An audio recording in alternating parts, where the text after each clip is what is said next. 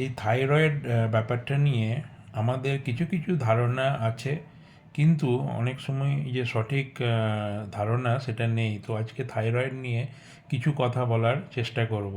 Thyroid যেটা হচ্ছে যে আমাদের গলার কাছে একটা গ্ল্যান্ড থাকে, যেটার থেকে হরমোন, থাইরয়েড হরমোন নিষ্কৃত হয় বা থাইরয়েড হরমোন সিক্রেট হয়, যেটা দু ধরনের হরমোন, একটা হচ্ছে T4 আর T3। এই থাইরয়েড হরমোনটা কিন্তু আমাদের বডির, দেহের অনেক কিছু কাজে ওরা নিয়ন্ত্রণ করে। তাই এই হরমোনটা, যেমন ধরুন বেসিক যে তিনটে কাজ, একটা হচ্ছে আমাদের বডির যে টেম্পারেচার সেটা কিন্তু রেগুলেট করে, আর একটা হচ্ছে মেটাবলিজম, এটাকেও কিন্তু রেগুলেট করে, আর তৃতীয়ত হচ্ছে হার্ট রেট, মেনলি হার্টের অনেক কিছু কাজ, তার মধ্যে হার্ট রেটটাকেও কিন্তু মেনটেন করে। এই তিনটে যে ইম্পর্টেন্ট কাজ এই হরমোনের দ্বারা রেগুলেট হয়, সেটা মাথায় রাখতে হবে। এবার একটু জেনে নিই যে দু ধরনের থাইরয়েড আছে, যেমন হচ্ছে হাইপোথাইরয়েডিজম আর হাইপার থাইরয়েডিজম। হাইপোথাইরয়েডিজম কি? হাইপোথাইরয়েডিজম হচ্ছে যখন আমাদের এই থাইরয়েড হরমোন কম সিক্রেট হয় বা ব্লাডে থাইরয়েড হরমোন কম দেখা যায়, তাকে হাইপোথাইরয়েডিজম বলে। কী কী কারণে হাইপোথাইরয়েডিজম হতে পারে? ডিউ টু ভেরিয়াস রিজন, যেমন অটোইমিউন ডিজিজ, তারপর থাইরয়েড সার্জারি হলে, রেডিয়েশন থেরাপি হলে, থাইরয়েডাইটিস বা থাইরয়েডের ইনফ্ল্যামেশন হলে, অনেক মেডিসিন দ্বারা এটাও হয়, যেমন লিথিয়াম, প্রেগনেন্সি হলে, বাই বার্থ অনেকের এটা হয়ে থাকে। তো বিভিন্ন কারণে এই হাইপোথাইরয়েডিজম হয়ে থাকে। এবার হাইপোথাইরয়েডিজমের সিমটমসগুলো কী কী?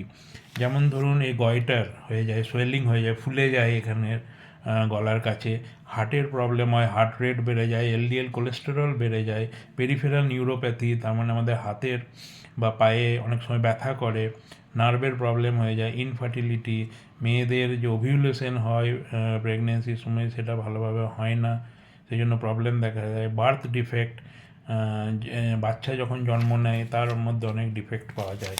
এবার চলুন দেখে নিই যে থাইরয়েডে কী কী টেস্ট হয়। Thyroid profile test general blood টেস্টের দ্বারা হয়। আমরা দেখি TSH, থাইরয়েড স্টিমুলেটিং হরমোন, যার রেঞ্জ হয় 0.5 to 5 milli international unit per litre, এটা আমরা দেখি। এবং T4 দেখি, T3 দেখি। T4 এর রেঞ্জ হচ্ছে 5 to 12 microgram per decilitre of blood. T3 হচ্ছে 80 to 220 nanogram per decilitre of blood. এইগুলো আমরা জেনারেলি দেখে থাকি। এবার কী কী ওষুধ আছে, এই মেডিকেশন আছে, যেমন হাইপোথাইরয়েডিজম, থাইরয়েডের মাত্রা কমে গেলে থাইরোনম, অ্যাবট কোম্পানির যেটা ইউজ হয়, অনেক রেঞ্জের এটা পাওয়া যায়। হাইপার থাইরয়েডিজমের যেমন কার্বিমাজোল, এটা TID বা BD ডোজে পাওয়া যায়। অ্যান্টি থাইরক্স ব্র্যান্ড আছে। সো থাইরয়েড একটা কিন্তু খুব ইম্পর্ট্যান্ট বা খুব গুরুত্বপূর্ণ জিনিস, যেটার সম্বন্ধে আপনাদেরকে বলার চেষ্টা করলাম বা সংক্ষেপে বোঝানোর চেষ্টা করলাম। আশা করি আপনারা বুঝতে পেরেছেন। যদি আপনাদের কোনো প্রশ্ন থাকে এই নিয়ে বা আরও কিছু জানার আগ্রহ থাকে, তাহলে অবশ্যই আমাকে জানাবেন ইনবক্সে। সঙ্গে থাকুন। Thank you very much. আবার দেখা হবে।